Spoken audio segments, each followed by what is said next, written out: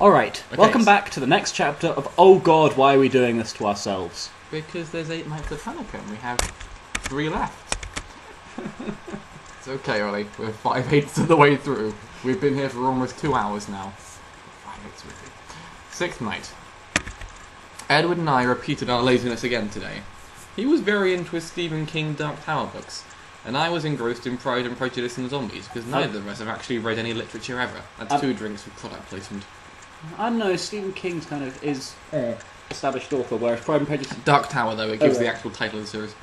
We noshed on some chips, and I used Cockney slang from the 1840s.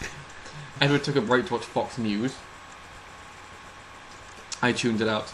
Esme and Carlisle were attending a holiday party that evening, so I declared my ambition to cook Edward dinner. Esme, who had noticed that her son and I were a little bit more than friends, gladly showed me where everything was in the kitchen, and instructed me to help myself to anything before heading upstairs to prim. That's what I do. When 2 people are going out, I tell them where everything is in the kitchen.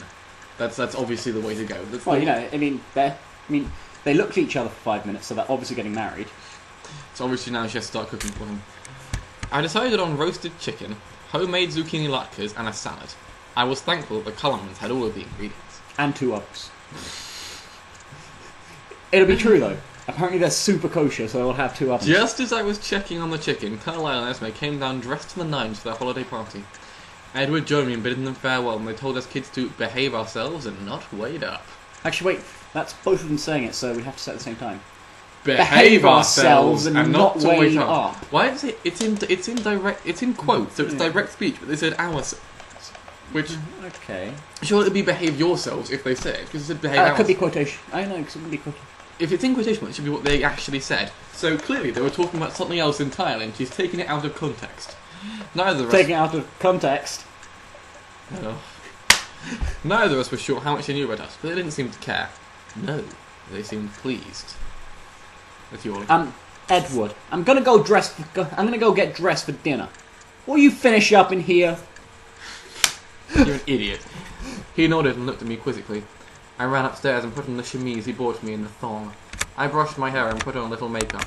I came back downstairs and threw an apron over the chemise so I wouldn't burn myself when trying the latkes. Edward just looked at me and shook his head. For someone as pig-headed and opinionated as he was, I sure had found a way to shut him up. Yeah, because looking at you and shaking his head is a good indicator. Yeah, the latkes were the last thing to do, so I quickly got an oil-filled skillet and began plopping them at them. There is more Jewish cookery in this than actual story.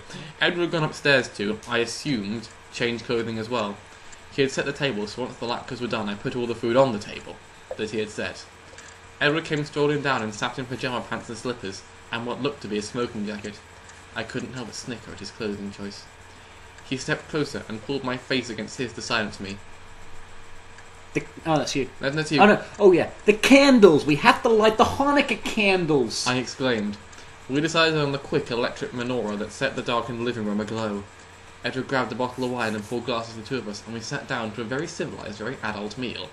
It was like we were playing house. So who's popping the pills? You're an idiot. When we finished, and both declared we could go with something sweet, I started to panic about not having base something too.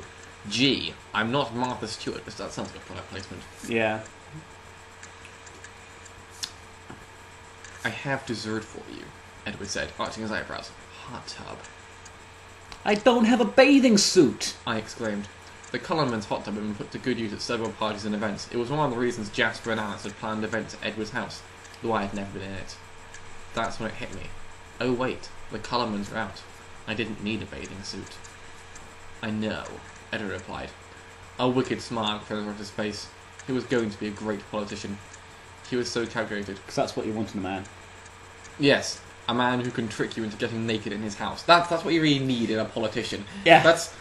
And a boyfriend. For Boris Johnson, and Kennedy, and Clinton. Yeah, but with those 3 well, with Boris Johnson, some girls are into the sort of posh thing.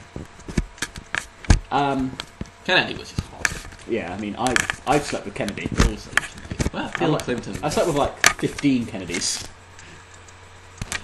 That's like nearly a third of them. You're an idiot. And Clinton, well, he was the president.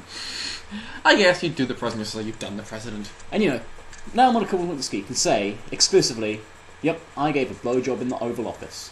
This is true, not many people can say that. Alright, fine. Okay, He'll so calculated. if you go get towels, I'll do the dishes. It's the least I can do after you cooked for me this amazing dinner. A man can get used to this. What? Esme was a great cook. I ran upstairs and grabbed the towels and checked myself in the mirror. Would I be losing my virginity in a hot tub? Nah. Edward met me in the living room and opened the French door that led out to the deck and the hot tub. So, do we undress here or there? I asked, looking down at him. He had taken off his robe. He looked down at me and told my boobs. Outside would probably be better. That's pretty much your exclusive way of communicating with females. Telling their boobs where to get undressed, yes. A few minutes later, we were naked in a hot steaming tub of water, despite it being freezing outside. The deck was dark, so we wouldn't draw attention to ourselves and the neighbours. The only light came from the glow of the electric menorah from the window. Edward sat on one side of the tub and I on the other. Edward switched on the jets. Ooh! I cried. A sharp stream of bubbles had just gone right up my ass. I jumped from my seat and floated away to the centre of the tub. What? Edward asked, reaching out and pulling me under him. I sat on a jet. It went up my ears. That's an out hole. You sure you didn't like it? One-way street, Cullenman. I warned. Was he suggesting anal? I knew some kids would have anal sex and still consider themselves virgins. No, thank you. He didn't answer me. Instead he turned around so that our chests were facing one another and I was straddling his laps. His lips found mine and he pulled me onto a round of spit-swapping kisses. Lovely. He pulled me in closer so that my boobs flattened out against his chest. I wrapped my legs around his back and I could feel his erect cock grazing the outside of my entrance. That's like the worst euphemism I've ever heard. Even in the hot water, I could feel the heat we were both emitting. I wanted friction. Grabbing his 8-inch long cock in my hand, I slid it between my lower half. What? I think... Slid it between my lower half under the water. It would be so easy to just sit on it, but instead I let it graze close enough. For whatever reason, or you could probably guess why, I kept thinking I had a hot dog in its butt, and I have no idea why I should be thinking about that. Yeah, because it's high in calories? Because it's mostly anus and lips. Nice. Thank you. How do I get that? What did I get? Hot dog. Moving his hands down to press on that magical spot on me that he'd recently discovered, I continued to glide up and down on him, letting him feel my wetness. In a hot tub. In a hot tub. He pressed hard on me as I sped up my movements on him.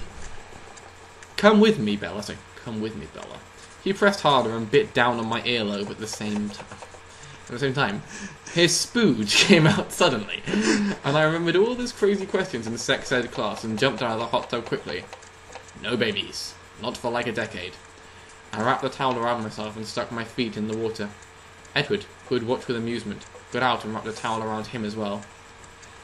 Bella, there is so much chlorine and bromine in this hot tub that I'm sure all my little Edwards died as soon as they hit the water. I'm not taking any chances. I shook my head. Let's get inside them before we freeze. He kissed the side of my neck, then softly whispered in my ear, Happy Hanukkah, Bella! That was just disturbing. I didn't...